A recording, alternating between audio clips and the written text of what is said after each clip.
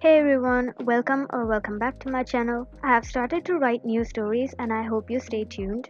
I have added proper voiceovers in my videos now and I would really appreciate your inputs on my videos. So comment down below if you would like me to change anything about these videos except for the voiceovers, since it has become mandatory policy on this platform. So feel free to mute the audio if you do not like the voiceover. You clutched your bag hung on your shoulder tightly with your hand, waiting to cross the road. You were not a typical girl going through normal daily stuffs in life. If you had to describe yourself, you would call yourself an unfortunate woman even with a lot of fortunes, an orphan even when you had parents. You were working after your college and were about to return to your so called home. While crossing the road, you saw a woman on wheelchair stuck in the middle of the road. You noticed how everybody around her moved swiftly away to the other side of the road. You could not simply ignore her and walk away. You swiftly turned back and ran to the woman and pushed the wheelchair to the end of the road. Thank you so much for helping me. Don't thank me, Grandma. The old lady smiled at you, thanking you for the display of your kindness. Your pride swelled your heart and you smiled your way back home. Little did you know that someone was observing you from a distant car. Sir, she is the daughter of the multimillionaire Mr. Min. I see. Make an appointment with Mr. Min. He is an old friend of mine. All right, sir. You were sitting in your room doing your assignments for the next day. Suddenly, the door to your room burst open. Why and come downstairs? She ordered. You got up from your chair and went down with her. As you went into the living room, you saw a group of men dressed in black. There was an older looking man on the sofa while your father sat opposite to him. John, here is my beloved daughter, Wyan. You looked up in surprise, as you have never heard your father calling you his beloved. Normally, he won't even acknowledge your presence. She is really pretty. You never told me that she is at the marriageable age, Min. The man on the sofa commented. Your father laughed. You somehow knew what was about to come. So, are you planning to marry my daughter to your son? I came here for the same reason. See, you know my business is run by him and he is rich and all, but recently he got into an accident and got paralyzed. I think that this is the time he will listen to me and marry a woman for some company. You came here to ask my daughter's hand for your paralyzed son. Are you joking? She is my only daughter and I will not give her to anyone like this. You didn't expect your dad to stand up like this. You were expecting him to agree to the request right away. I know that. So I brought something that you like.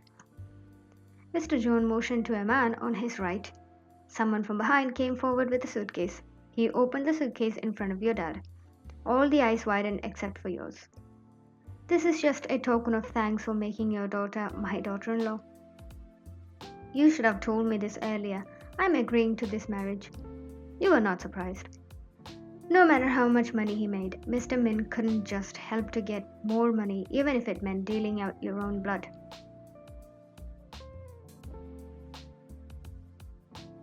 You cried all day and night, days before the wedding.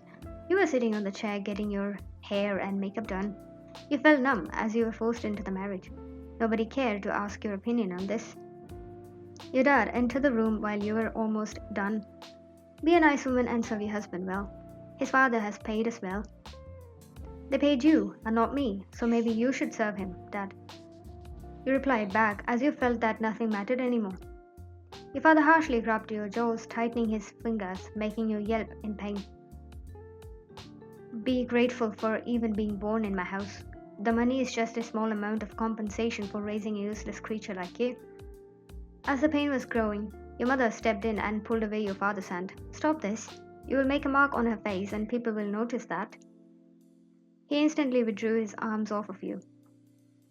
Just stay silent and don't utter a single word about us in front of your husband. After a while, you were standing in front of a guy who was on a wheelchair.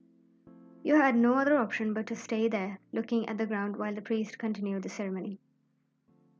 You answered all the questions as instructed.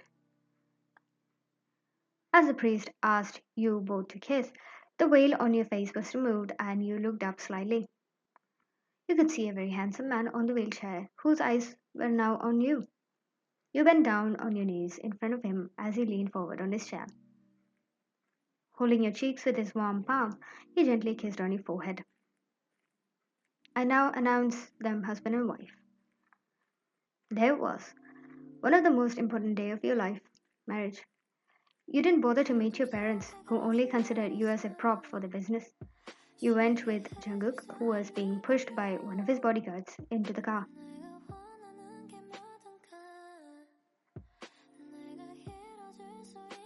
In the bedroom of your new home, you were struggling to remove your wedding gown. You heard the door to the bedroom open and quickly turned around to cover your exposed back. It was Jungkook who had entered the room. Though it was a forced marriage, you were a little nervous around him. He came closer to you and held your hand, grabbing your attention. Slowly pulling you closer, he made you sit on his lap. You tried to wiggle yourself out of his grip. Why do you want to get up? You must be uncomfortable. You tried to get up again. I never said that. In fact, didn't I make you sit here? He asked as he stared at you while you kept avoiding his eye contact. Look at me, Wayne. You looked up at him, but looked away quickly as you could not maintain your eye contact.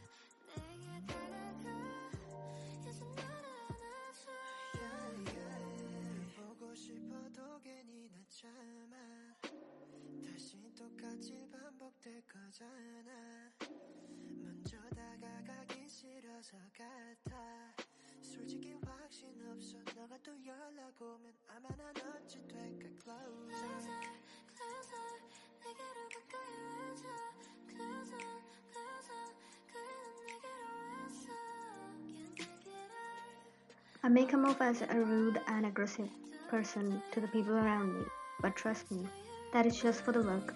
I have liked you for some time now. There was another shocking revelation for you. You liked me? Both our fathers were friends once, and I thought of marrying you, but after this accident, I felt that you deserved someone better. You were relieved to know that your husband was different, but you felt the need to tell him how you were brought into this marriage. Jungkook, I was forced into this marriage. What do you mean? My parents forced me to marry you for the sum of money your father paid. My father paid? He looked shocked. You told him the entire story. I will talk to him, Ryan. I can't believe that he did something like this. If not him, then someone else would have done this and my father would have gotten me married to that person. I am sorry for this foolishness, Ryan, but trust me, I will never treat you badly. He smiled and nodded. After 6 months of marriage, you were settled into the family. Jungkook only had his father. The next day of your marriage, Jungkook confronted his father. This created a slight conflict, but his father understood his mistake. Today, you were in your bedroom folding some of your clothes. Jungkook was in the office. There was just you and your father-in-law in the house. You heard the doorbell ring and went out to look who it was. The maid had already opened the door. Wayan, my daughter. It was your father. What was he doing here? Why are you here, father? Can't a father see his daughter? Not a daughter you sold for exorbitant price. His eyes reddened in rage. He held your hand tightly. The money ran out. It is not my fault that you exhausted it. I'll decide what I want to do with it, but since you are serving here, I'm here to get your pay. I don't get any payments here. And aren't you a millionaire? Why don't you want to ask for more money? The money I make is for my business. It doesn't hurt to get some return on the investment I made for you. Don't waste my time and ask your husband to transfer some money. You sniffed in pain as the grip on your hand tightened. How dare you talk to my daughter-in-law like that? You both turned back to see Jungkook's father. I was here to meet my daughter. It doesn't sound like a regular father-daughter conversation. Your father scoffed. Well, I'm here to ask for some money. I think the deal has been sealed the moment I paid you. Now you have no rights to meet and talk to her like that. Mr. John, you are my old friend and all, but don't interfere in this matter. I will interfere in whatever concerns my family. And how dare you get inside my house and try to hurt Bayan? You don't know the consequences of your action, Mr. Min. Maybe you have forgotten that there are consequences of your actions. Jungkook was back from his office. Guards, throw this man out and don't allow him to enter the gate ever again, he ordered as he saw some men coming towards Mr. Min. What are you doing, Joel? Wyan, ask your husband to order these men to take their filthy hands off of me. You just silently watched them take Mr. Min out. Are you alright, Wyan? He came closer to you and inspected you closely. I'm fine, Jungkook. Thanks to your dad.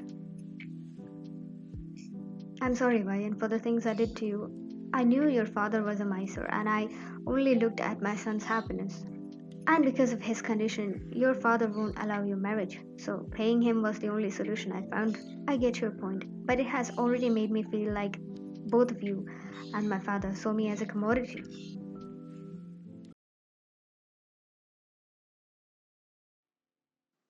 Hey, come back here, you little devil. Jungkook was calling your 3-year-old son Johnson, who was running wildly in the garden. You had left him with his father and grandfather for some time.